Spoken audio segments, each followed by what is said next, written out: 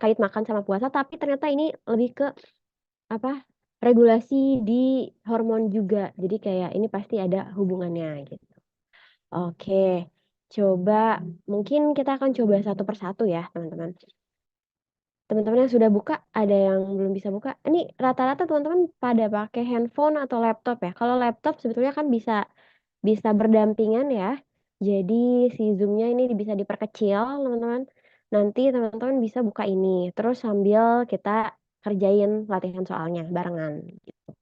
Karena kalau seperti biasa kalau langsung dijelaskan tapi kita tidak tahu konsepnya, tidak tahu konteksnya, oke ada yang pakai handphone agak susah ya kalau pakai handphone. Nggak apa-apa, kayaknya masih bisa mungkin ya, kita giniin. Iya, karena kalau saya share di sini soalnya kalau yang hewan ini banyak yang panjang-panjang, jadi banyak yang analisis dari data gitu ya. Kemarin juga kan banyak yang tiba-tiba ada grafik gitu, tiba-tiba ada bagan, terus silahkan nih kerjakan gitu. Jadi gimana ya ini enaknya? Untuk teman-teman yang sudah join di Google Docs-nya boleh coba dikerjakan, kita kerjakan satu persatu dulu ya. Nomor satu, nanti saya coba perbesar aja. Susah sih soalnya.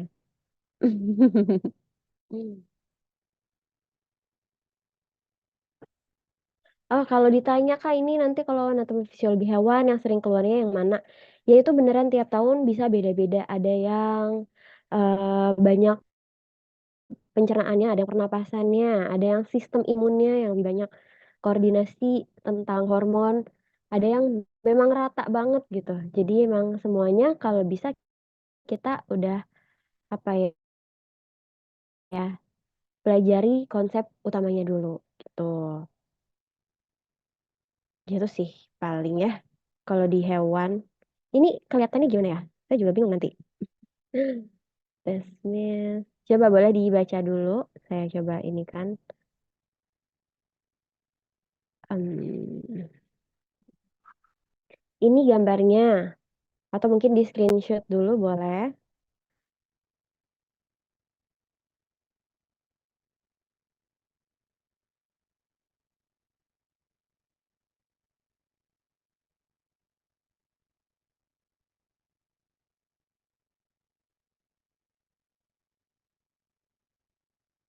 Mm, mm, mm, mm, mm.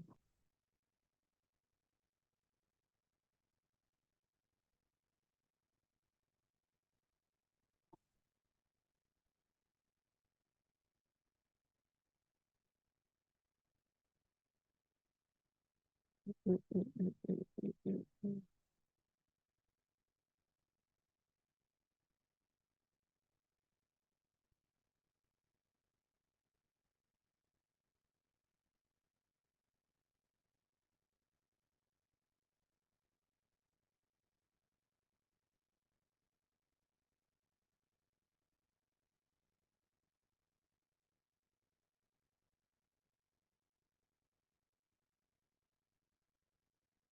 Oh, saya tahu sebentar.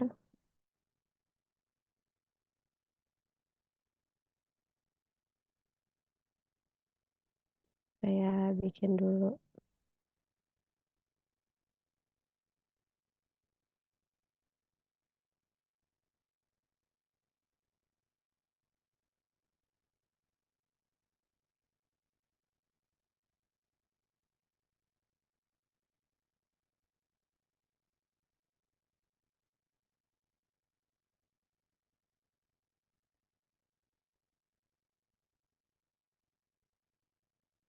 Izin saya sharing ini. Oke.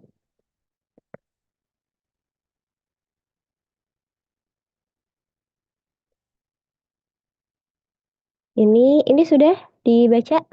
Saya lanjut ke sini. Oke, satu persatu dulu deh. Sorry. Nah, ini.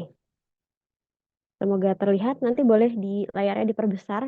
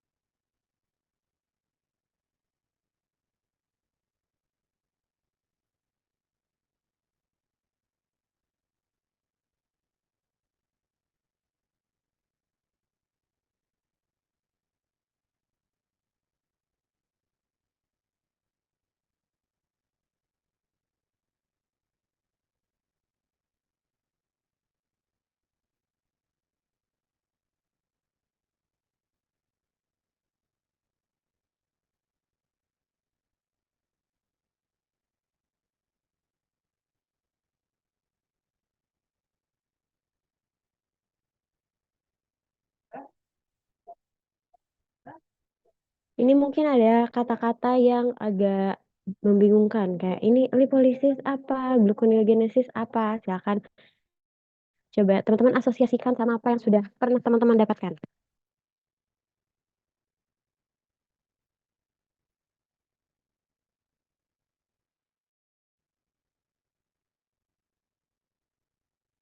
Biasa kalau sudah silakan teman-teman komentar, kasih komentar di kolom chat.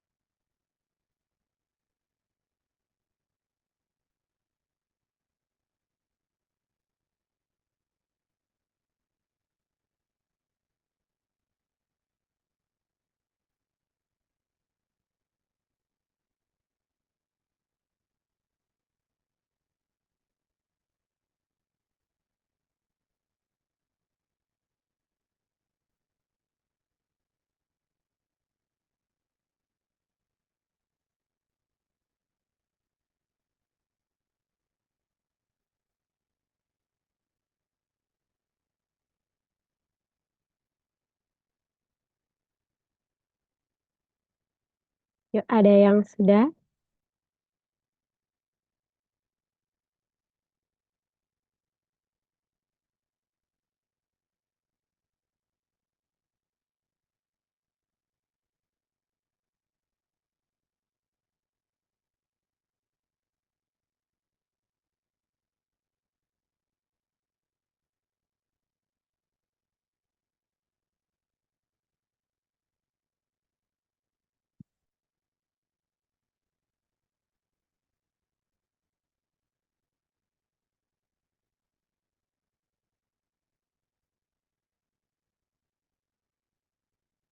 Oke. Oke. Oke, baru beberapa yang mungkin ini nggak apa-apa. Ini mungkin ini ya kayak baru nomor satu. Ini sebetulnya memang campuran juga ya sama soal terkait regulasi hormon. Memang banyaknya regulasi hormon ya sebetulnya. Oke, jadi teman-teman silakan diingat-ingat lagi terkait hormon-hormon ya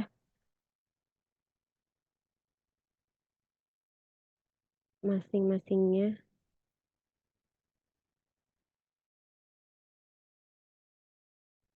Hmm, hmm, hmm, hmm, hmm.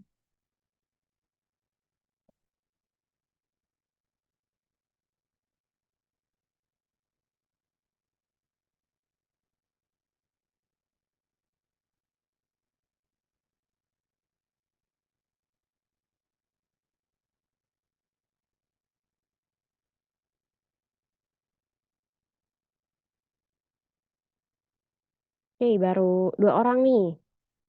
Kita coba ini deh. Bentar. Saya bikin dulu.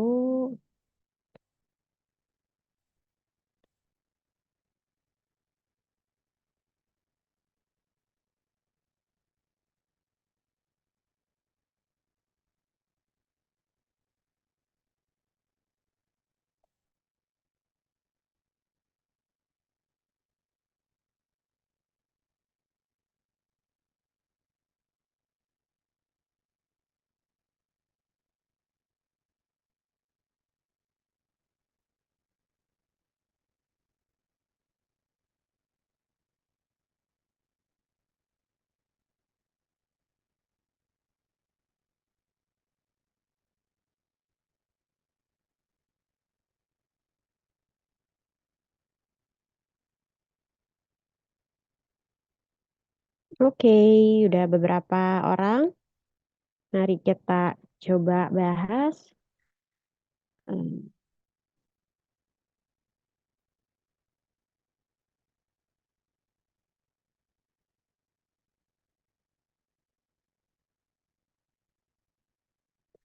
Oke, sebelum ke sini mungkin saya mau share ini dulu kali ya review biar tidak terlalu kaget. Emang si anatomi fisiologi hewan ini ada apa aja? Kenapa kok soalnya memang campuran kayak gitu? Jadi kurang lebihnya materinya saya coba review lagi. Ada ini ya, ada pencernaan, pernapasan, peredaran darah. Biasanya pernapasan sama peredaran darah itu banyak yang soal gabungan juga. Karena ada hubungannya antara dia pertukaran gasnya sama nanti diedarkan di seluruh tubuhnya seperti apa gitu. Itu soalnya biasanya mirip-mirip gabungan. Terus sistem imun ya ini yang cukup advance menurut saya karena kalau yang lain-lain sebetulnya konsep dasarnya memang sudah dipelajari di SMA. Sistem imun memang ada juga di SMA tapi biasanya nggak terlalu sedalam yang kayak ditanyakan di soal-soal olimpiade gitu. Kalau ekskresi, koordinasi, reproduksi ini kurang lebih masih sama. Cuma memang bentuknya aja yang dibikin beda sama yang di sekolah gitu. Jadi konsep-konsepnya sebetulnya teman-teman bisa pakai buku yang di sekolah. Kak boleh nggak sih aku baca-baca buku yang di sekolah? Boleh. Boleh. Jadi basic konsepnya sebetulnya kurang lebih sama. Tapi nanti tipe soalnya yang paling lebih advance aja gitu. Contohnya ya kalau ini kan tentunya teman-teman udah tahu ya, jadi si tipe-tipe apa jaringan yang ada di hewan itu kayak nggak akan ditanya tipe jaringannya apa, tapi teman-teman harus sudah tahu oh ada saraf, otot, epitel sama jaringan ikat.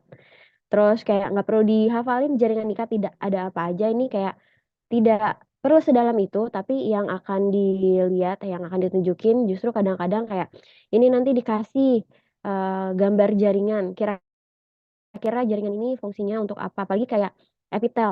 Teman-teman kayak, oh gak usah ngafalin ini epitel kubus lapis adanya di mana, epitel epitel kolom adanya di mana gitu.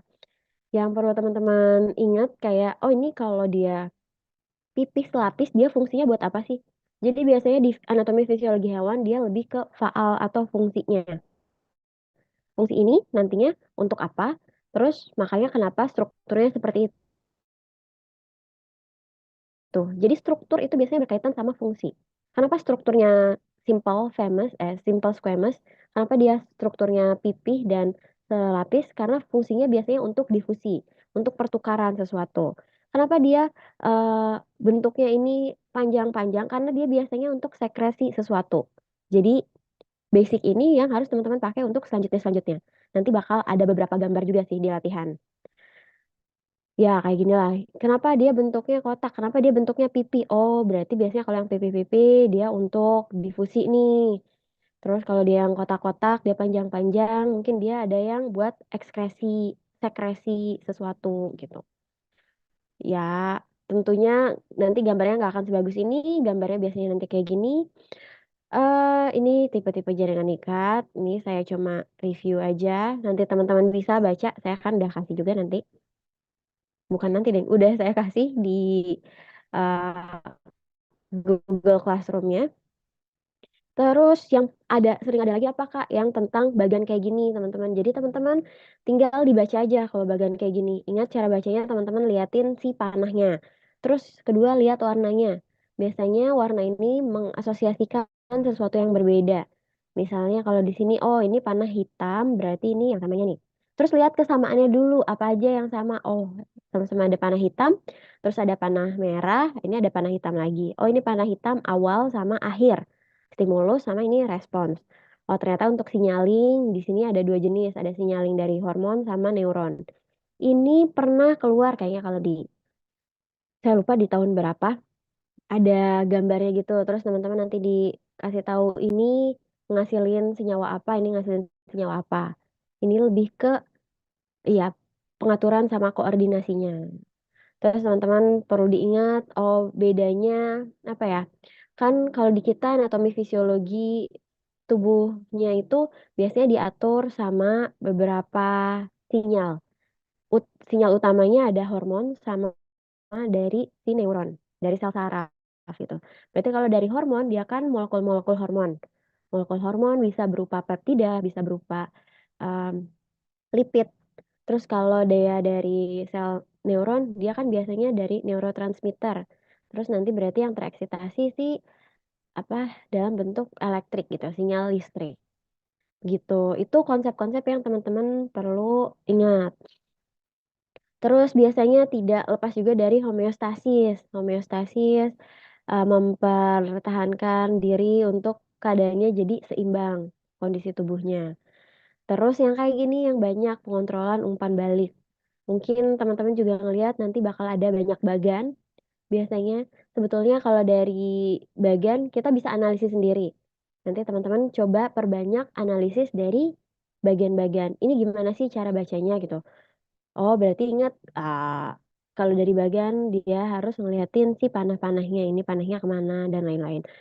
Apakah perlu dihafal? Ya teman-teman kalau sudah bisa baca bagan biasanya nanti teman-teman logikanya akan jadi jalan juga. Jadi kayak ya silahkan diingat-ingat nih, kayak diasosiasikan, dilogikain, oh ini apa yang akan terjadi, itu yang apa yang akan terjadi, gitu-gitu.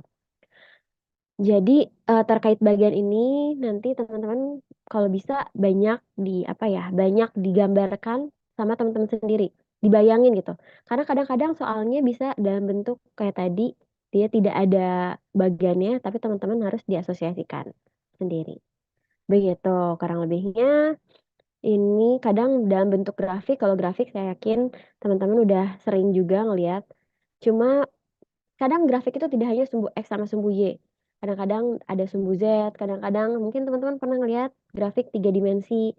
Ini cara membacanya kayak gimana. Atau kayak kemarin grafiknya ada agak membingungkan, ada titik-titik, terus ini kayak gimana gitu. Nah ini berbagai jenis grafik, silakan teman-teman dieksplor lagi. Karena kita tidak tahu grafik seperti apa yang akan muncul untuk membaca datanya gitu. Atau dalam bentuk ini ya, apa, pathway, pensinyalan gitu, jalur pensinyalannya. Ini ya mirip-mirip sih.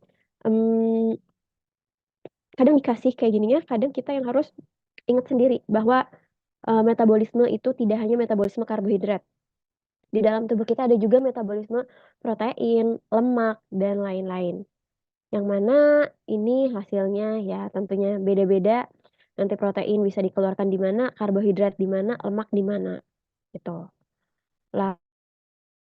Lalu ya itu terus jangan lupa apa ya teman-teman asosiasikan antara hewan sama manusia. Misalnya kalau kita sering belajarnya di manusia, kalau di hewan yang lain gimana? Nah, itu silahkan teman-teman dipelajari lagi. Kalau pencernaan makanan kemarin banyak yang tentang ini ya. Pernah ada soal tentang salah satu vitamin. Berarti teman-teman, apakah saya harus menghafal ininya seperti apa? Teman-teman cukup melihat dari strukturnya, apakah dia polar atau non polar, kayak gitu. Terus teman-teman ngelihat, ingat-ingat di ininya sih, apa namanya, organ-organ yang berperan dalam sistem pencernaan, dalam sistem-sistem. Iya, terus mekanismenya, kalau mekanisme ini pasti sudah banyak di sekolah-sekolah juga ya. Pencernaan karbohidrat di mana, protein di mana, asam nukleat di mana, terus lemak di mana di cernanya, gitu-gitu. Oke, lalu ya perbedaan yang gini-gini sih. Perbedaan antara karnivora, herbivora. Kalau di hewan biasanya kayak gitu yang pencernaannya. Sama yang ruminansia seperti apa. Ini juga suka ada pengontrolan gula yang saya bilang. Ini ternyata jatuhnya apa ya, em, gabungan sama regulasi dari hormon. Karena untuk makanan sendiri dia tidak lepas dari beberapa jenis hormon. Salah satunya adalah hormon insulin. Hormon insulin ini adalah hormon yang apa ya, sangat-sangat vital gitu kalau di sistem pencernaan karena dia yang akan menyimpan kelebihan glukosa biasanya kan. Ini teman-teman bisa lihat gimana nih mekanismenya. Dia ada umpan balik negatif sama hormon yang lainnya yaitu hormon glukagon nih. Gitu. Ini sama-sama dihasilkan di pankreas. Cuma beda tipe sel, yang satu di beta, yang satu di alfa.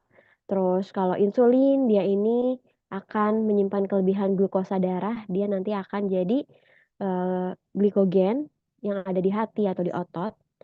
Jadi nanti dia akan menurunkan kadar gula darah. Kalau dia kadar gula darahnya rendah, justru kadang-kadang, bukan kadang-kadang, dia bisa dikeluarin lagi tuh yang tadi udah disimpan sama si glukagon gitu.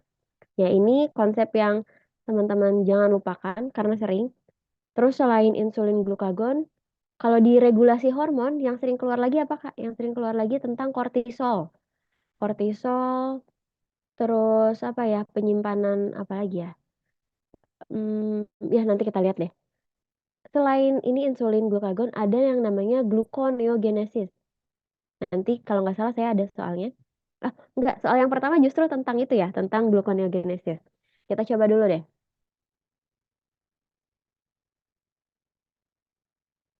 Oke, kita coba dulu. Kita coba ini, di hati, insulin memproduksi glikogen dari glukosa. Sedangkan glikogen menginduksi proses sebaliknya. Berarti kan di hati itu sebetulnya ada tadi ya glikogen, pembentukan glikogen dari glukosa oleh hormon insulin gitu kan. Sedangkan glikogen menginduksi proses sebaliknya. Glukagon juga, oh kok glukagon?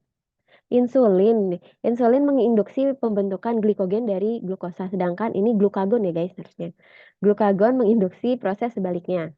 Glukagon dapat memicu proses gluconeogenesis di hati. Ini yaitu glukosa dari komponen non-karbohidrat. Nah, selain di hati, insulin juga menginduksi proses metabolisme lemak dan jaringan adiposa. Oke, berarti selain apa ya? Selain teman-teman ingat hormonnya, teman-teman juga harus ingat struktur molekul biasanya kalau di pencernaan. Saya tambahkan dulu bentar. Nih, apa namanya, biologi. Ini yang saya share di kelas, di Google Classroom. Silakan teman-teman pelajari. Menurut saya teman-teman harus menguasai ini. Basic konsep untuk materi kimianya, biomolekul. Ada apa aja, karbohidrat, lipid, protein, asam nukleat. Ikatan-ikatannya seperti apa, ini akan bermanfaat buat biologi sel dan juga pencernaan biasanya. Pencernaan sama genetika, ya genetika juga cukup kepake lah. Yang ini polimer monomer silakan jangan dilupakan. Terus molekul-molekul yang karbohidrat kayak gimana aja, lipid kayak gimana aja karakteristiknya, dan lain-lain. Nah, di sini dibilangnya mana nih? Berarti dari komponen non-karbohidrat, artinya bisa dari apa aja? Kalau dari non-karbohidrat, bisa dari lipid, dia bisa dari protein atau asam aminonya. Kalau di sini ternyata ini adalah data yang diambil pada vena porta hati pada saat makan dan puasa. Ini vena porta, oke. Di sini pada vena porta dan hati. Berarti ini vena porta, yang B ini hati. Terus makan dan puasa. Berarti ini kan fat itu berarti lagi masih makan, pas itu lagi puasa, dan refat berarti dia udah buka mungkin itu ya. Ini mirip lah sama teman-teman yang sekarang, yang hari ini lagi puasa. Kayak gini ceritanya. Jadi gimana sih kita bisa mendapatkan energi? Apalagi misalnya kalau teman-teman yang tidak sahur, gimana caranya teman-teman kadang-kadang masih bisa nih bertahan hingga sore? Atau mungkin kalau teman-teman pernah dengar, teman-teman itu nggak akan langsung meninggal kalau teman-teman nggak makan setelah sekian hari. Yang penting ada minumnya ya. Kalau minum kan dia, agak ini ya, agak vital untuk, dehidrasi tubuhnya. Tapi kalau makanan sebetulnya ada regulasinya yang kalau kita tidak ada asupan sebetulnya kita bisa memecah apa yang ada di tubuh. Yang dipecah apa? Yang dipecah tadi bisa awalnya dari glikogen alias gula yang ada di otot, di hati, tapi dia bisa juga memecah kalau glikogen kan berarti dari karbohidrat. Dia bisa memecah yang bukan dari karbohidrat. Contohnya apa? Ya dia kalau di sini nih ceritanya dari lemak gitu kan, asam dari lemak lah, dari lemak, dari lipid atau dari protein. Oh, di sini nggak ada ya. Oke. Di sini ceritanya dari asam lemak bebas berarti. Ini yang kita sebut sebagai gluconeogenesis di sini. Gluconeogenesis. Nah, di sini apa nih yang harus kita baca nih, Kak? Ini kayak FFA, AKP, dan lain-lain. Teman-teman kalau ada gambar kayak gini, berarti next-nya apa ya? Step yang harus dilakukan adalah teman-teman baca keterangannya. Karena kalau ngelihat dari ini doang kayak, ih apa ini kita nggak paham FFA apa, apakah apa gitu, AKIP apa, di sini ternyata ada keterangannya. FFA berarti free fatty acid, ini asam lemak bebas. Terus AKIP ini adalah protein transport untuk gliserol. Glika dan pepceka ini adalah enzim yang terlibat di gluconeogenesis. Ini gliserol ya udah teman-teman tahu ya, gliserol. Gliserol sama asam lemak ini merupakan komponen penyusunnya yang akan jadi lemak atau lipid. Terus kalau insulin berarti kan ini hormon juga. Nah ini mungkin yang teman-teman perlu ingat lipid. Lipid itu kadang nggak bisa apa ya, ada yang bilang dia bukan polimer, jadi dia makromolekul aja gitu. Makromolekul, molekul yang besar, dan molekul yang kecilnya apa? Nanti, mana nih di sini?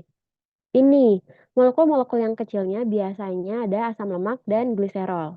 Oh, kecil banget ya. Saya coba. Ada asam lemak dan gliserol. Jadi kalau teman-teman ngelihat ada trigliserid, trigliserida atau PGA dan lain-lain, itu kalau dipecah lagi biasanya jadi gliserol sama asam lemak. Ibaratnya kalau di karbohidrat yang paling kecilnya apa? Ada glukosa, terus fruktosa sama galaktosa gitulah. Cuma ini bukan monomer dibilangnya. Begitu. Ya, oke, jadi gliserol sama asam lemak ini merupakan kayak mikromolekulnya dari lipid. Sekarang kita lihat lagi, kembali lagi ke sini.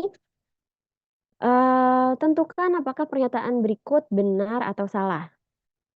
Insulin menghambat lipolisis di jaringan adiposa dan gluconeogenesis di hati. Kita lihat. Insulin lipolisis di jaringan adiposa. Adiposa. Berarti gini teman-teman, apakah di sini disebutkan ada jaringan adiposa atau tidak? Oh, di sini disebutkan nih. Selain di hati, insulin juga menginduksi proses metabolisme lemak di jaringan adiposa. Metabolisme itu kan bisa katabolisme dan juga anabolisme ya. Kalau di sini dia gambarnya adalah yang diketahui FFA sama gliserol. Artinya dia ada pemecahan dari ininya ya, pemecahan dari lemak jadi asam lemak dan gliserol gitu. Terus kita lihat berarti kaitannya antara insulin sama asam lemak dan gliserol. Cara lihatnya gimana?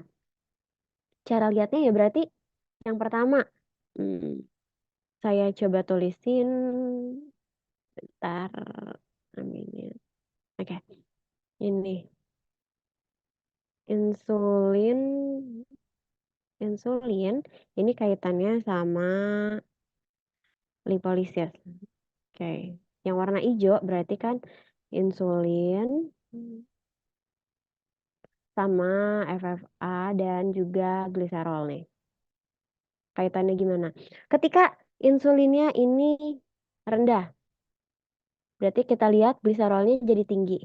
Berarti ini ada mekanisme ini ya, eh, negatif feedback. Kayak yang satu kalau dia rendah, dia malah tinggi. Terus ini makin rendah, dia malah makin tinggi. Insulinnya ketika hampir mencapai nol, dia makin tinggi. Tapi ketika insulinnya naik nih, ini insulinnya naik, dia si gliserol sama asam lemak bebasnya jadi rendah. Artinya lipolisisnya berarti apakah dia jadi ini dipicu atau dihambat? Jadi ini insulinnya menghambat lipolisis di jaringan adiposa, ini sudah benar ya, benar. Terus kita lihat gluconeogenesis di hati. Kalau gluconeogenesis di sini kaitannya sama ini, berarti kan yang enzim yang terlibat ada glika dan pepceka. Kita lihat glika sama pepceka ini kurang lebih mirip ya grafiknya sama FFA sama gliserol. Dia naik ketika insulinnya rendah, tapi ketika insulinnya naik, dia justru turun. Artinya dia sama-sama menghambat. Berarti ini benar. Ini benar. Gitu. Oke, sampai sini aman? Jadi kalau baca data kayak gini memang apa ya, banyak istilah yang bikin kita, aduh ini bingung apa, jadi kita jiper duluan gitu. Tapi kalau kita lihat sebetulnya, oh ini bisa loh kita apa ya, kita perhatikan baik-baik sebetulnya. Jadi yang penting teman-teman lihat dari keterangannya. Next, peningkatan ekspresi AKP9 yang ini pada saat puasa akan meningkatkan penyerapan gliserol oleh hati. Peningkatan AKP9 ini kan dia ketika meningkat. Saya ganti warnanya sebentar biar terlihat beda. Sorry. Oke. Ini AKP9-nya meningkat. Meningkatkan penyerapan gliserol oleh hati. Di sini gliserolnya juga meningkat ya. Terus di sini ada apa lagi?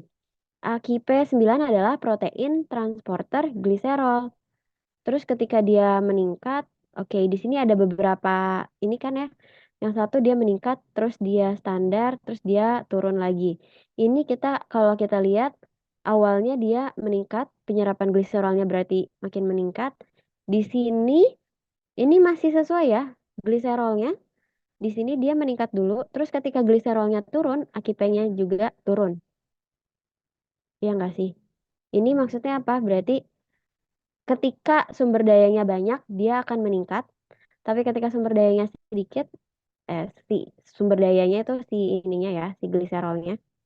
Jadi ketika gliserolnya turun, dia juga ikutan turun, ya kan? Jadi di sini dibilang peningkatan ekspresi AKP9 saat puasa, berarti kan saat puasa. Oh, kita lihat.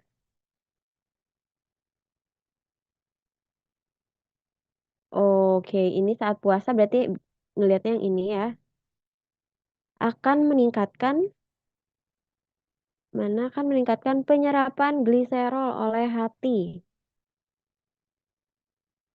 Oke, ini, oke, ini ketika turun ikutan turun.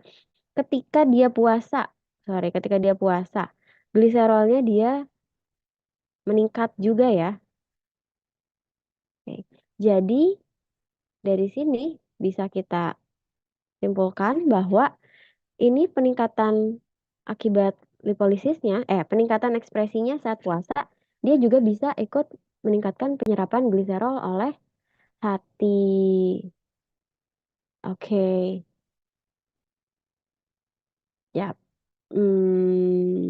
Mana nih?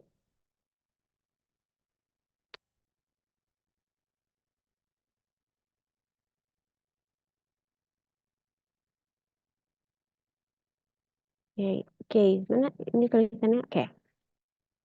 Jadi betul atau salah? Dia betul.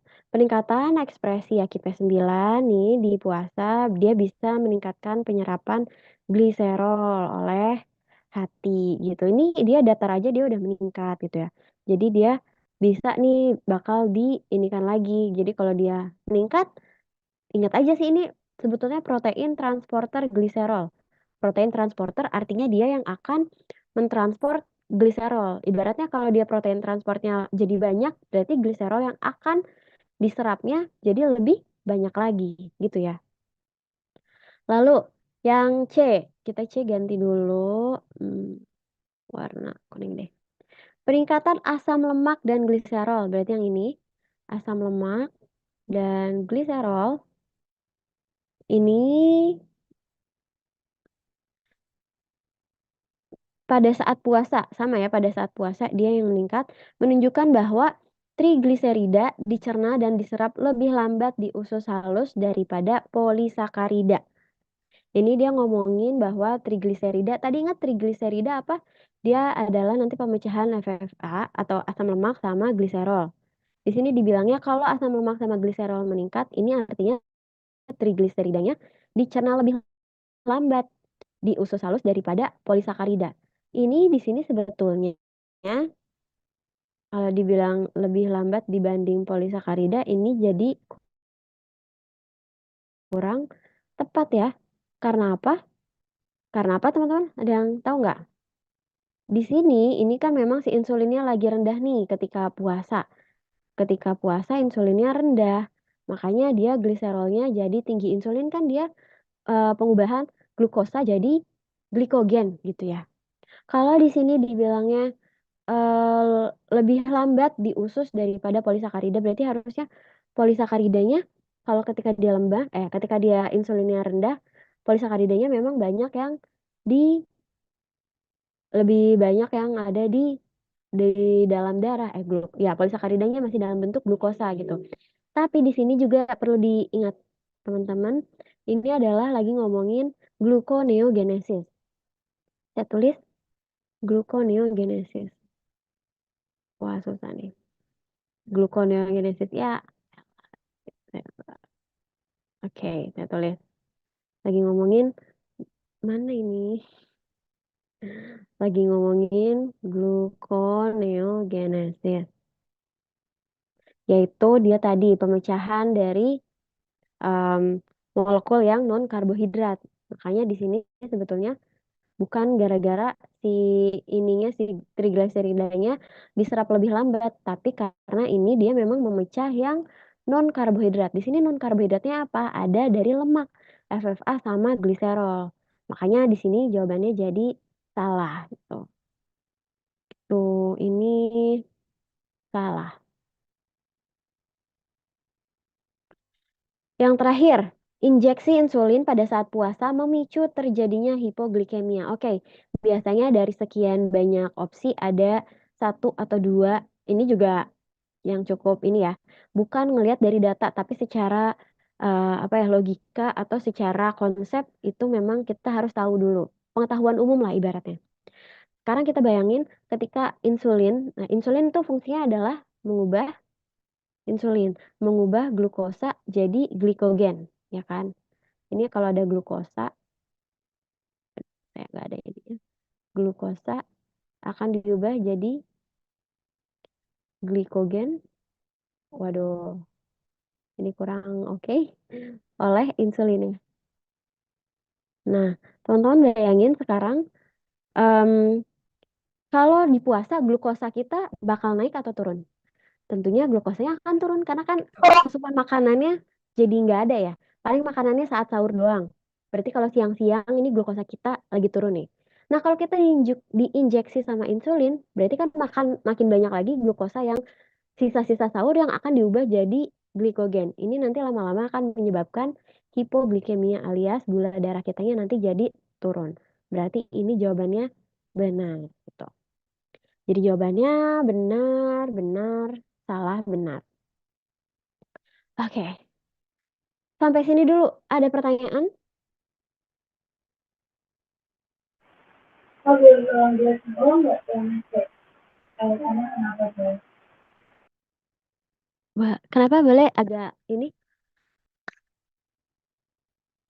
Boleh tolong jelasin ulang nggak kak yang cek alasannya kenapa salah? Oke, yang C di sini. Peningkatan asam lemak, mana nih asam lemak dan gliserol saat puasa.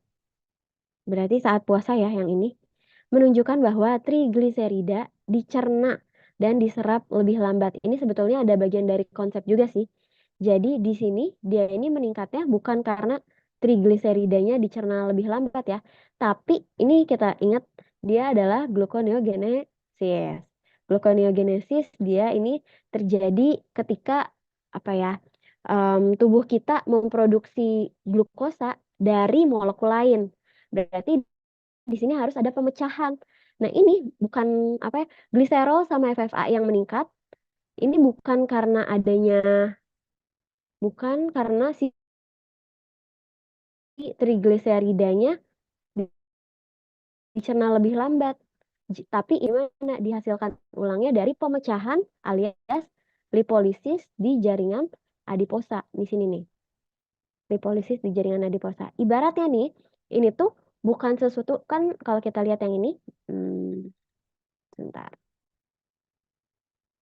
Wah, ini saya nggak bisa nggak ini lagi. Ibaratnya gini, kayak slideshow. Nggak bisa dihapus dulu nanti ya. Dihapusnya sekalian. Wah, saya hapus dulu deh. Clear all. Oke, ibaratnya gini. Ini sebetulnya kan si kalau di pencernaan trigliserida nantinya bakal dicerna. Kalau dicerna kan berarti harus di breakdown dulu ya, dipecah jadi gliserol sama asam lemak fatty acid.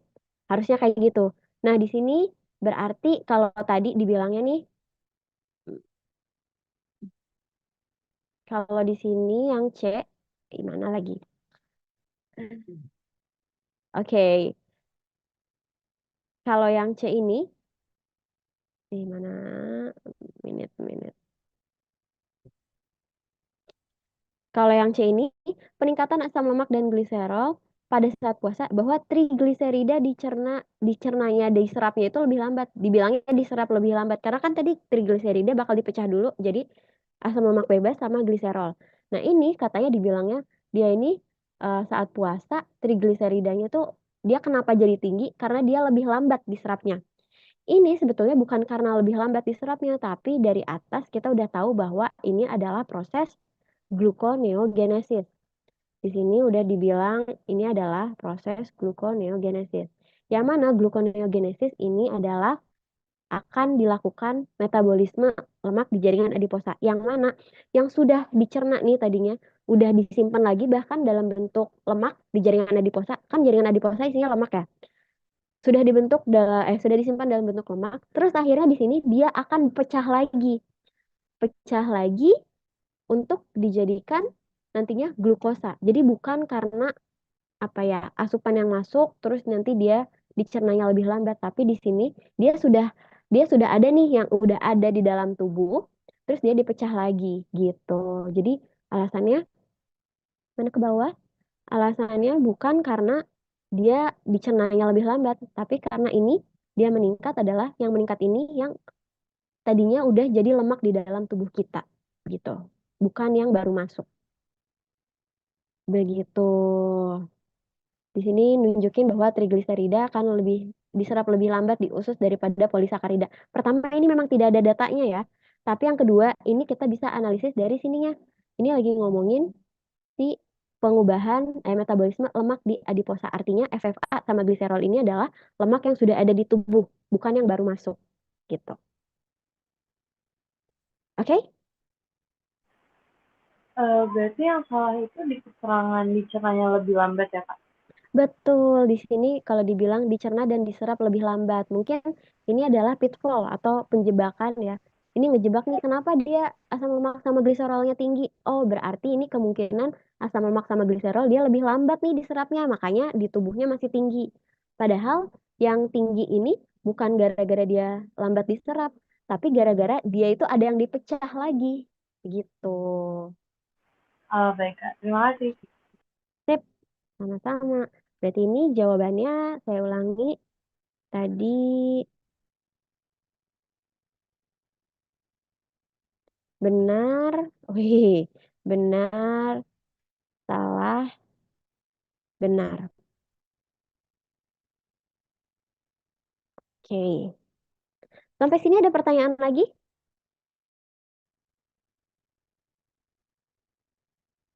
Oke. Oke, kalau belum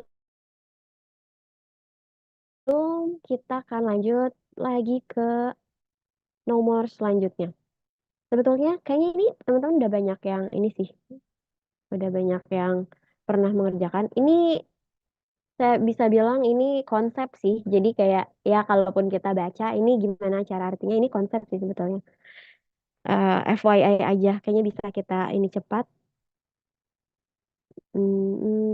Ih, kok saya nggak bisa diperbesar. Bentar. Hmm, Oke, oke. Ini ceritanya ada kayak gini. Berikut ini makanan, em, distribusi makanan di saluran pencernaan. Ada hewan A, hewan B. Di 12 jam sama 24 jam. S itu berarti dari stomach, lambung. I, intestinum. I-nya ada 4 di sini. Terus SE adalah sekum. Ya. Terus K-nya kolon. Terus FE-nya adalah feses. Dilihat dari sini, kira-kira ini apa jawabannya? Apakah yang A, hewan herbivora? Ini langsung aja lah ya, kayaknya kita bahas. Saya yakin teman-teman banyak yang pernah dibahas mungkin sama temennya atau sama gurunya di sekolah. Ini soal OSK kalau nggak salah. Ya, nggak apa-apa. Coba kita lihat di sini. Hewan A adalah herbivora. Kita lihat di sini. Berarti kalau ada dua gambar kayak gini dan kita harus membandingkan apa yang harus dilakukan. Pertama, lihat kesamaannya. Oh, di sini yang samanya apa nih? Oh, S-nya di 12 jam sama-sama tinggi. Ya tentu dong, orang yang baru masuk makanannya di 12 jam pertama tentu lambungnya masih penuh gitu. Terus bedanya, kalau di setelah 24 jam ternyata di yang hewan B dia udah kosong lagi lambungnya. Sedangkan di hewan A dia masih ada nih di lambungnya. Itu poin yang pertama. Terus poin yang kedua apalagi sama dan bedanya. Kalau yang di hewan 12 yang hewan A di intestinumnya, lihat di ususnya.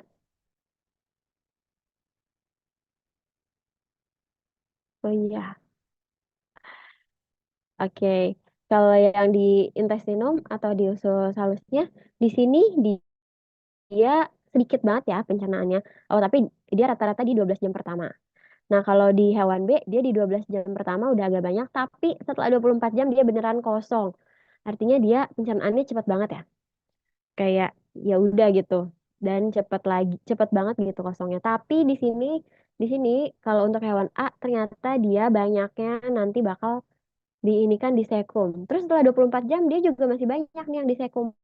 Artinya mungkin dia ini banyak makanan yang tersimpan di sekum. Berarti sekumnya dia harus panjang atau besar gitu ya. Nah, sedangkan kalau yang hewan B, sekumnya juga nggak terlalu panjang. Di sini ya udah, sekumnya di sini mana ini? Ini grafiknya bahkan agak miring-miring ya. Ini tidak sesuai nih kalau kita perhatikan sebetulnya. Oh, ini di tengah-tengahnya gitu ya. Oke. Ini bahkan sejujurnya kalau grafik kayak gini ini kurang oke karena ini bahkan kita tidak tahu yang hitam dan yang garis-garis ini apa. Tidak disebutkan ya, hitam sama garis ini apa. Tapi nggak apa-apa, berarti ini kita bisa lihat secara umumnya. Kalau yang di sekum, di sini sekumnya nggak ada, tapi di sini ada. Terus di kolon, ini kolonnya agak banyak, berarti dia langsung biasanya dialirkan ke feses. Jadi langsung ke feses. Dia lebih cepat berarti ya pencernaannya. Berarti kemungkinan hewan yang sekumnya panjang, ini apa? Apakah dia herbivora? Ini konsep banget. Konsepnya adalah begini. Hmm, yang kita lihat ini. Nah, oke. Kita lihat di sini small intestine-nya di sini dia agak pendek, sedangkan di sini agak panjang. Terus di sini sekumnya pendek, panjang. Ini dari kata kuncinya udah kelihatan nih mana sekum yang panjang. Terus dia ini apa? Oh, ini kolonnya pendek tapi langsung kebuang. Kalau ini kolonnya masih agak panjang, tapi ya gitu. Kita lihat sebentar. Karena di situ ada hewan pemamah biak. Sekalian saya bandingkan sama yang ini kali. Ini kalau insektivora dia kelihatan yang small intestine-nya juga agak kecil, terus dia bahkan Nggak kelihatan ada sekum ya, ada sekumnya nggak ya? Nanti teman-teman boleh dicari tahu deh. Terus larit intestinnya masih kecil, langsung ke anus. Kalau di yang ruminansia atau pemamah biak di sini sekumnya memang relatif lebih panjang dibandingkan yang karnivor. Tapi ingat di mamah biak dia biasanya banyak yang di apa ya, dicerna laginya nanti balik lagi ke si lambung ya kan, karena nanti dari lambung nanti baru dia dikeluarin, bukan dikeluarin deh, masuk lagi ke mulut nanti dicerna lagi balik lagi ke lambung, jadi ini pencernaan di lambungnya lama banget sebetulnya. Oke, kalau dari sini berarti ini hewan A, apakah dia herbivora? Kita lihat pencernaan di lambungnya ini memang masih ada. Terus di sini sekumnya paling tinggi teman-teman. Berarti sudah pasti nih. Yang A ini kemungkinan antara ya udah. Yang A sama B ini sebetulnya udah terbedakan ya. Yang B sekumnya di sini udah nggak ada nih pencernaan di sekumnya karena kan dia pendek. Artinya dia tidak menyimpan sesuatu di sekumnya. Yang B sudah pasti karnivora. Berarti yang A adalah kemungkinan besar dia herbivora. Ya, herbivora. Berarti kalau dibilang A herbivora, B karnivora ini sudah betul. Betul, betul. Saya coba tuliskan. Ini betul. Wih, ini juga betul. Kalau yang memamah biak gimana nih? Oh, ini kayaknya memamah biak. Hewan pemamah biak, hewan memamah biak. Kayaknya ini ya maksudnya sama aja lah ya. Oke, sebentar. Hmm, oke. Memamah biak itu apa? Hewan memamah biak adalah yang ruminansia. Apakah ruminansia ini yang A? Taunya dari mana ya? Kalau kita lihat di sini ini stomachnya memang masih banyak di 24 jam juga. Tapi kita lihat di kolonnya, oh kita lihat lagi deh dari sini.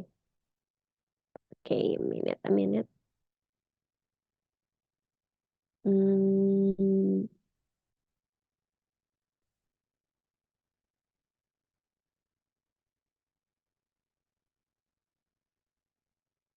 oke, di sini harusnya kalau dia mau mamah biak, di sini kan ada spiral loop intestinnya, di kolonnya juga agak sebentar. Terus di sini justru small intestine-nya di I-nya harusnya agak panjang ya dibandingkan dengan yang herbivora. Sekarang kita kembali lagi ke yang sini. Kalau di sini intestinnya dia cuma sedikit gitu. Nggak kayak yang hewan B, harusnya mungkin kalau yang dia pemamah biak di usus halusnya juga agak panjang nih. Tapi di sini dia sedikit. Jadi kemungkinan besar kalau yang dia sedikit di sini kayaknya dia lebih condong ke herbivora. Jadi yang C ini kurang tepat. Yang C ini kurang tepat. Terus yang D, hewan B ini sekum lebih pendek dari hewan A sehingga hewan A mampu menampung lebih banyak makanan di sekumnya. Ini udah kelihatan ya. Sekumnya ini lebih banyak pencernaan di sekumnya. Ini makanan yang tercerna. Ini lebih banyak, artinya dia bakal banyak yang tertampung. Sedangkan kalau yang B ini tidak ada, bahkan dikit ya. Artinya ini benar juga. Betul. Oke, ini lebih ke konsep. Yang saya bilang ini kayak data, tapi sebetulnya ini konsep banget. Mirip sama 2023 banyak. Ini terlihat seperti data, seperti gambar analisis, padahal dia adalah konsep. Gitu. Kalau yang ini ada pertanyaan dulu, Kak, tadi itu yang C itu kan boleh? lebih Ya, condong ke Herbi. Itu benar atau salah sih Kak yang C? yang C ini jadinya salah. Ini karena ya saya coba lihat. Kalau kita lihat sih di ininya mana ya? Aduh, aduh, aduh, aduh, aduh. Saya hapus dulu deh. Oke. Ini ya. Coba kita lihat. Sebetulnya kan kalau di sini dia jadi di sini small intestine-nya dia lebih panjang gitu ya. Jadi harusnya dia banyak juga yang di small intestine setelah si 12 jam itu. Tapi kalau kita lihat tadi di datanya dia malah sedikit ya. Kayak ya sedikit banget gitu. harusnya kalau dia memang si herbivore, dia ruminan, harusnya dia di small intestine-nya mungkin masih ada setelah 24 jam ini. Karena berdasarkan si ini, dia kan, ini kita lihat tulisannya. Di sini kalau yang non-ruminan, yang dia bukan pemamah biak, dia kan memang si lambungnya cuma satu. Terus di sini apa small intestine-nya kayak ya ya udah cuma biasa. Memang kalau dibandingkan dengan karnivor dia agak lebih panjang ya. Tapi kalau dibanding dengan ruminansia, dia di sini panjang nih, long small. Jadi si small intestine-nya panjang dan large intestine-nya yang kolonnya juga panjang gitu. Jadi kemungkinan besar dia kayaknya beda dari yang non ruminan. Artinya kalau yang ini kemungkinan besar dia yang non ruminansia, herbivoranya gitu. Kalau pemama biak sendiri itu artinya apa, Kak? Pemamah biak ini adalah hewan, kalau di biologi seringnya disebut yang ruminansia. Artinya dia memakan, memakan makanan, terus nanti dia ada proses yang namanya dikeluarin lagi. Ini teman-teman. Wait. Pemamah biak ini adalah ini. Kita lihat ya. Jadi dulu memang sering keluar nih soal tentang pemamah biak alias ruminansia. Nah, ruminansia ini bedanya apa kalau sama herbivora biasa? Jadi ruminansia ini sama-sama herbivora. Betul, tapi tidak semua herbivora adalah ruminansia. Kenapa? Karena yang ruminansia ini dia punya 4 lambung khusus. Kalau yang herbivora biasa dia cuma 1 lambung kayak kita. Ini 4 lambungnya ada apa aja? Ada omasum, abomasum, retikulum, rumen. Ini kita lihat mulainya dari yang pertama, dia dimakan. Kalau dimakan, terus nanti dia kan, kalau di kalau kita sama yang herbivora biasa, masuk lambung, habis lambung masuk ke usus, usus halus gitu ya. Nah, ini tuh nggak langsung gitu. Jadi habis dimakan, dia nanti makan dulu nih ke esofagus, nanti masuk ke ruang lambung. Ruang lambungnya karena ada 4, dia masuk dulu ke ruang lambung yang pertama, yaitu ke retikulum, ke rumen. Dari rumen nanti ke retikulum. Dari retikulum dia masuk lagi ke omasum, terus nanti dia bakal, mana nih? Gambar 2. Iya. Oh, teman-teman bisa lihat di sini gambar 2, dia akan masuk ke rumen dan retikulum. Terus nanti di situ ada enzim-enzim dan mikroorganisme yang mendigest atau mencerna si selulosa. Terus dia ini bakal dibalikin lagi, teman-teman. Balikin lagi yang warna merah ini nih. Warna merah, warna orange ini, dia balikin lagi ke mulut. Jadi nanti dia akan dimakan lagi, dimakan lagi. Makanya disebutnya sebagai pemamah biak. Jadi udah masuk lambung, dia dikeluarin lagi, tapi nggak keluar sampai mulut, nggak keluar sampai keluar tubuh. Jadi sampai ke mulut, nanti di mulut dia dikunyah lagi, dikunyah, terus baru dia masukin lagi ke si ruang lambung yang lain. Kalau tadi udah retikulum rumen, sekarang ke ruang lambung yang lain, yaitu ke yang warna biru nih. Warna biru namanya omasum, terus nanti dia masuk lagi ke abomasum. Baru dia masuk ke usus halus. Kalau yang herbivora biasa gimana? Ya udah dia lambungnya cuma satu ruang. Lambung cuma satu ruang, terus abis itu dicerna, ya mirip lagi kan di lambungnya.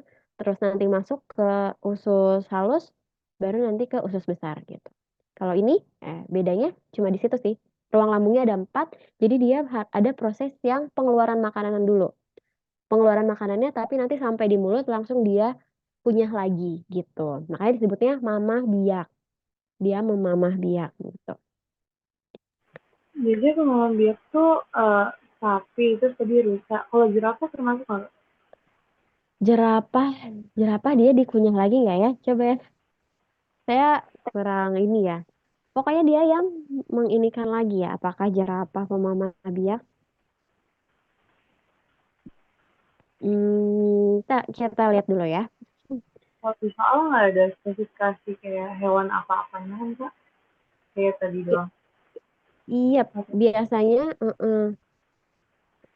minute. Oke, jerapah ternyata bukan pemamah biak. Oh, bukan, Kak. Iya, katanya gitu. Hmm, Intinya kalau pemamah biak dia yang punya 4 lambung, tapi kalau isinya apa aja,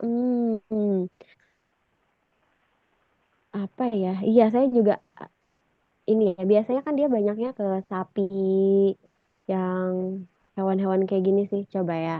Ruminant classification. Nanti kita lihat deh. Classification. Oke.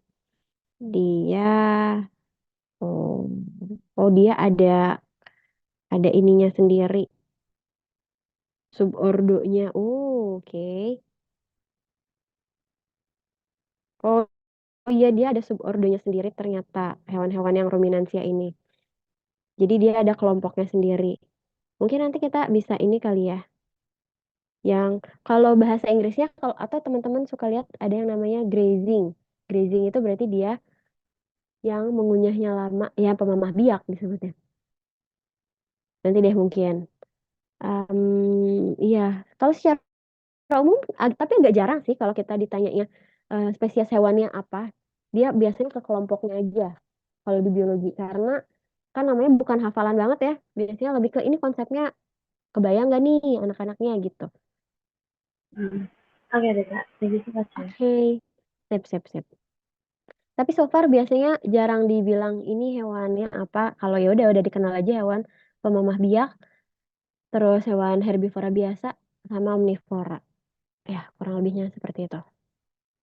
Nanti mungkin kalau saya ada cara udah mengingatnya hewan ruminansi apa aja, mungkin saya bisa tambahkan nanti.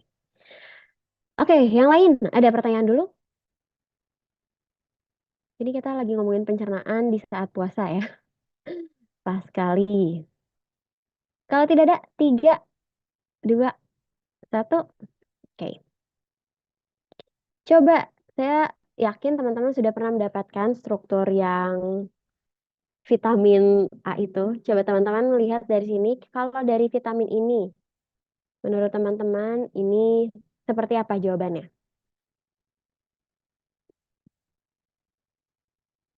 Mungkin saya lihat dulu ya. Jadi kalau teman-teman kemarin, saya yakin banyak mendapatkan soal, oh iya, sorry.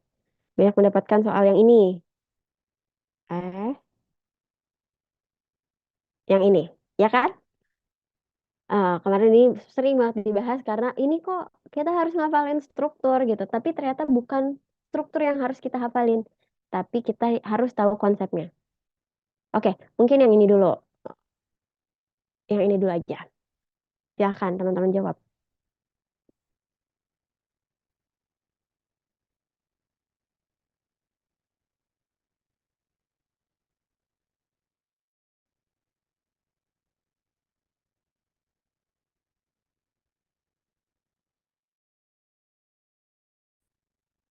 Duh, Kak, berarti saya harus hafal dong jenis-jenis vitamin. Enggak sampai segitunya. Ada sesuatu yang harus kalian ingat. Cara membedakan vitamin mana yang kelompok ini dan mana yang kelompok itu gitu. Tangan saya terlihat.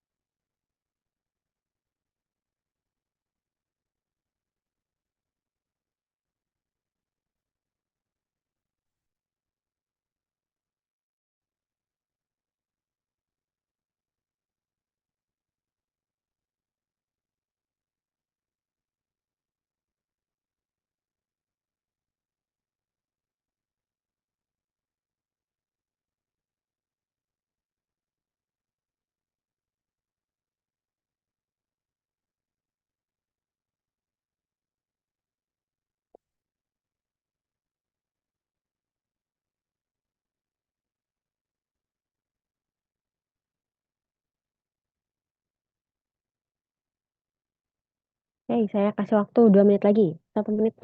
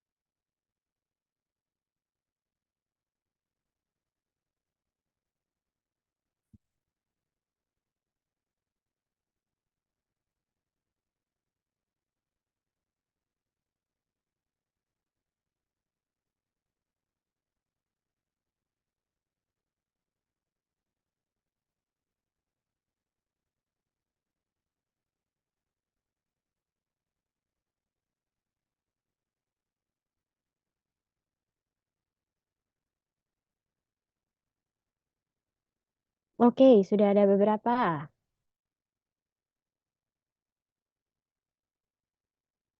Good. Ada 2 kubu. Ada berapa kubu? Oh, ada banyak kubu. Saya suka. Ada SBBS, BBSS, BBS.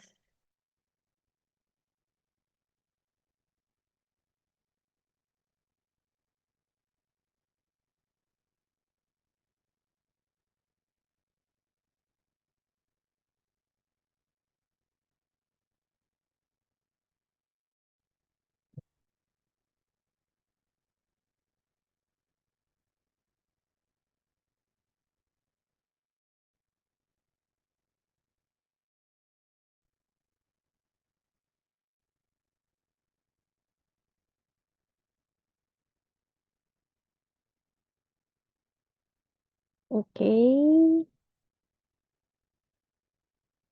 oke.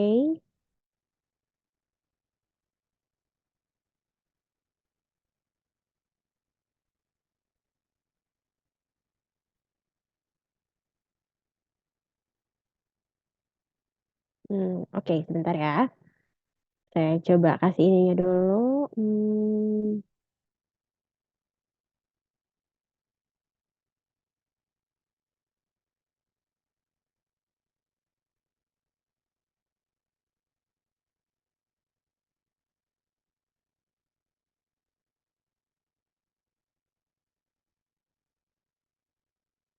Minute.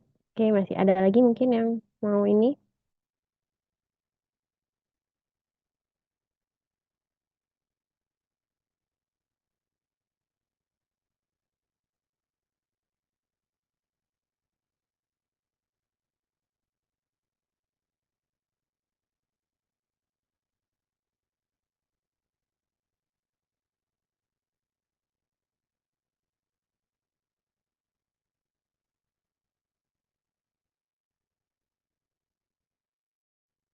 Oke, mari kita bahas ya kalau gitu.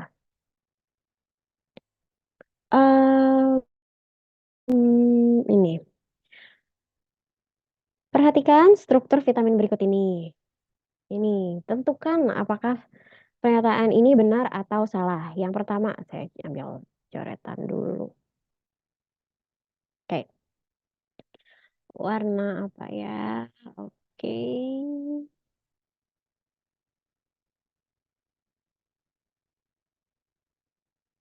Oke, ini aja. Vitamin ini dicerna terlebih dahulu. Oke, ini vitamin apa sih? Kita taunya apa? Apakah kita perlu tahu ini vitamin apa? Sebetulnya kita nggak perlu ngafalin. Ini vitamin, ini kah vitamin A, B, C, D, E, K. Kita tidak perlu ngafalin kayak gitu. Kita cukup tahu dia ini sifatnya polar atau non polar. Maksudnya gimana? Dia sifatnya kalau polar, ini polar artinya kan dia water soluble. Dia larut di dalam air. Ini saya nggak pakai pensil lagi, polar atau dia non. Wadidaw. Kalau polar berarti dia larut di air, kalau non berarti dia larutnya di dalam lemak gitu kan. Terus cara tahunya gimana? Oh ya udah, ini kita lihat ini dia banyak OH-nya atau dia banyak CC-nya. Kayak rantai karbon gitu. Ini kita lihat ini dia banyak OH nih Kak. Terus ini juga ada O, O keton gitu. Berarti ini kemungkinan dia adalah yang polar. Kalau yang polar gimana karakteristiknya? Artinya dia bisa apa ya? Em, mana lagi? Artinya kalau dia polar dia bisa larut di dalam air gitu kan. Coba sekarang kita bayangin dulu dia bisa larut di dalam air. Jadi untuk molekul-molekul itu kalau untuk transport ke dalam sel, transport apapun dia biasanya ada dua tipe. Mau itu vitamin, mau itu molekul hormon, mau itu apapun, dia ada dua tipe. Ada yang polar sama non polar. Kalau polar berarti dia kan larut sama air. Dia ini nggak bisa langsung masuk ke dalam sel. Tapi kalau dia yang non polar, dia kan berarti larut dalam lemak, berarti bisa dibawanya sama lemak, dia bisa langsung masuk ke dalam sel. Nah sekarang ini dulu. Kalau untuk vitamin, apakah vitamin ini harus dicerna terlebih dahulu sebelum diserap di usus halus?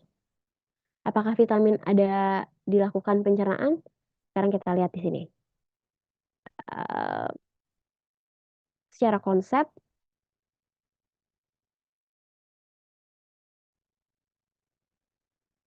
ih. Nah, secara konsep sebetulnya yang namanya pencernaan artinya ada breakdown. Breakdown itu kayak tadi, misalnya dari polisakarida jadi disakarida dulu, yang tadinya amilum dia jadi maltosa terus nanti dipecah lagi jadi misalnya apa baru nanti akhirnya jadi glukosa gitu jadi dia ada proses pemecahan dulu atau kayak tadi lemak itu dipecah jadi misalnya dari trigliserida jadi akhirnya asam lemak dan juga gliserol gitu nah itu adalah dipecah pemrosesan makanan sedangkan kalau di sini kita disebutnya dicerna tidak dicerna sebelum diserap jadi makanan itu dicerna itu artinya diproses gitu. Apakah vitamin itu dilakukan pemrosesan, dia dipotong-potong dulu? Jawabannya dia langsung diserap di usus halus. Jadi secara langsung ini jawabannya salah. Waduh, ini jawabannya salah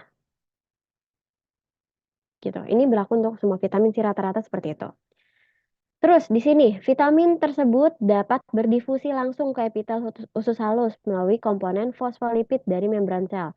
Ingat, dia ini sifatnya polar. Apakah dia bisa berdifusi langsung ke dalam sel-sel? Ini jadi jawabannya pasti salah. Gitu. Jadi vitamin ini kalau ditanya bisa berdifusi langsung atau enggak? Kayaknya nggak bisa. Bukan kayaknya, karena ini sifatnya polar. Ini berarti tidak bisa. Gitu. Terus ini vitamin ini masuk ke sistem peredaran darah melalui sistem limfatik. Nah ini untuk sistem limfatik dia biasanya untuk molekul-molekul yang larut di dalam lemak. Jadi molekul yang larut di dalam lemak gimana caranya bisa langsung masuk ke pembuluh darah? Kan sebetulnya makanan itu nantinya akan diedarkan di pembuluh darah gitu ya. Nanti sebelum masuk ke si usus halus itu. Jadi dia di apa ya namanya? eh, Peredarannya kan lewat pembuluh darah. Nah, untuk lewat pembuluh darah ini dia ada dua tipe. Yang satu, kalau dia polar, dia bisa langsung masuk ke pembuluh darah. Terus kalau dia yang larutnya di dalam lemak alias non polar, dia harus lewat si limfatik ini. Nah, tapi kita udah tahu dia adalah polar, berarti ini nggak perlu lewat si sistem limfatik. Berarti ini jawabannya salah. Terus kalau yang vitamin ini langsung dibuang dengan cepat melalui urin, sehingga harus dikonsumsi setiap hari. Oke, di sini kalau dia bilang dibuang dengan cepat melalui urin, sebetulnya ini bisa dibuang lewat urin. Ini jawabannya betul. Iya. Jadi kalau dibilang vitamin ini dibuang dengan cepat melalui urin, ini jawabannya betul. Jadi, oh iya, berarti emang ada Kak punya apa vitamin yang tidak dibuang lewat urin. Jadi ada vitamin yang dia ini enggak karena tidak larut di dalam air, berarti kan dia tidak bisa ikutan di discard atau dieliminasi lewat air. Berarti nanti dia dikeluarinnya lewat yang lain. Nah, yang bisa keluar lewat urin apa aja? Biasanya dia vitamin-vitamin yang sifatnya polar. Berarti ini karena ini dia polar, dia berarti bisa dibuang lewat urin gitu. Ini adalah contoh soal yang sebetulnya kalau soal aslinya adalah kayak gini, teman-teman. Sebentar. Ini jadi jawabannya salah, salah, salah betul. Contoh aslinya adalah ini. Contoh soal yang ada di OSK-nya ya.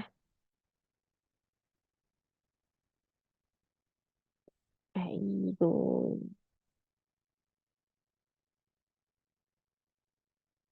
Nah, ini. Contoh soal di OSK-nya yang kayak gini. Nah, ini kemarin mungkin ada yang teman-teman pernah lihat gambar ini. Ada yang pernah mendapatkan ini. Ini adalah vitamin. Vitamin apa? Ini orang-orang langsung pada tahu. Vitamin A, Kak. Tahu ya dari mana? Ya, karena udah pernah dibahas gitu. Terus kita harus ngafalin dong, Kak, atau vitamin-vitamin. Emang vitamin-vitamin ini ada apa aja? Ini vitaminnya ini saya kasih di sini. Vitamin A ini yang panjang adalah vitamin A, Kak. Ya, betul. Terus vitamin yang tadi kita vitamin vitamin apa ya? Ada yang tahu nggak? Yang ada di soal vitamin apa? Coba kalau dari sini. Kelihatan nggak sih dari situ? B6, Coba, vitamin coba.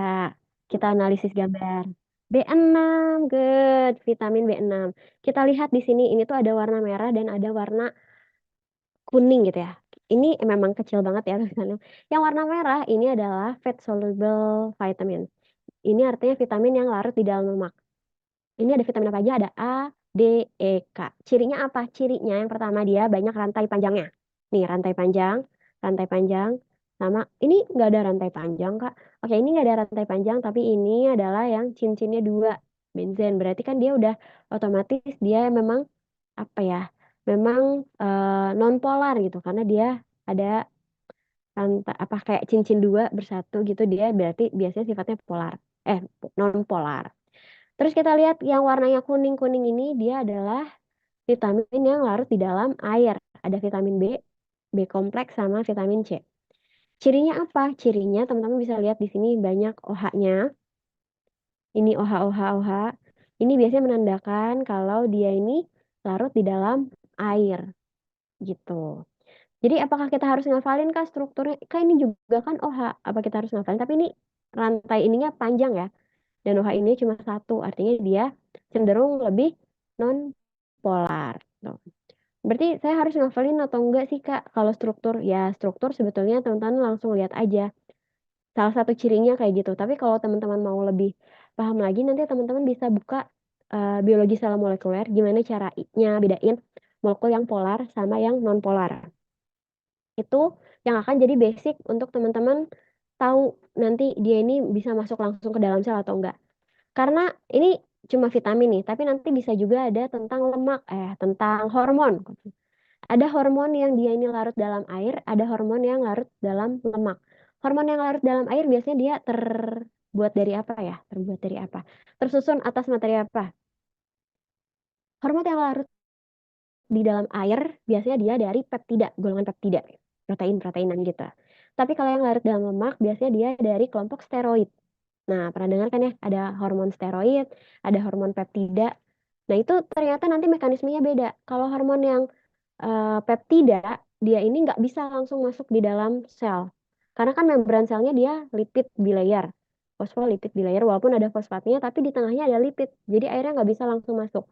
Harus pakai suatu protein transport. Sedangkan kalau yang dia larut di dalam lemak, kayak steroid, dia itu bisa langsung masuk ke dalam sel gitu. Itu poin yang harus teman-teman ingat. Berarti kalau soalnya kayak ya udah kelihatan.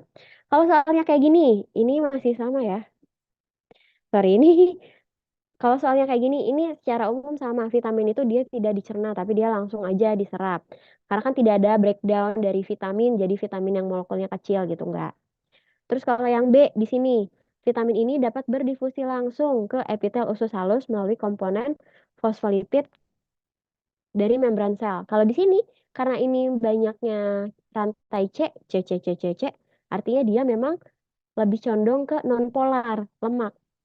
Larut di dalam lemak. Berarti dia bisa langsung berdifusi. Ini benar. Kalau yang C, vitamin ini masuk ke sistem peredaran darah melalui sistem limfatik. Ini tadi saya bilang, jadi kalau untuk molekul-molekul yang tidak larut di dalam air, alias dia larutnya di dalam lemak, dia harus masuk lewat limfatik dulu, baru nantinya bisa ditransfer ke pembuluh darah.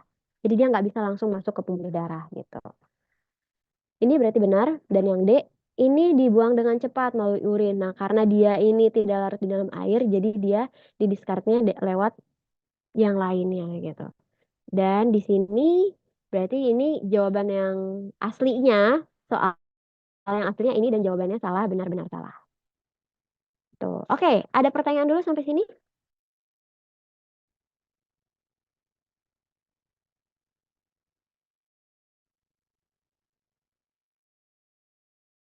5, 4, 1. Oke, kalau tidak ada, biar tidak panas nih teman-teman, kita akan break dulu selama 15 menit.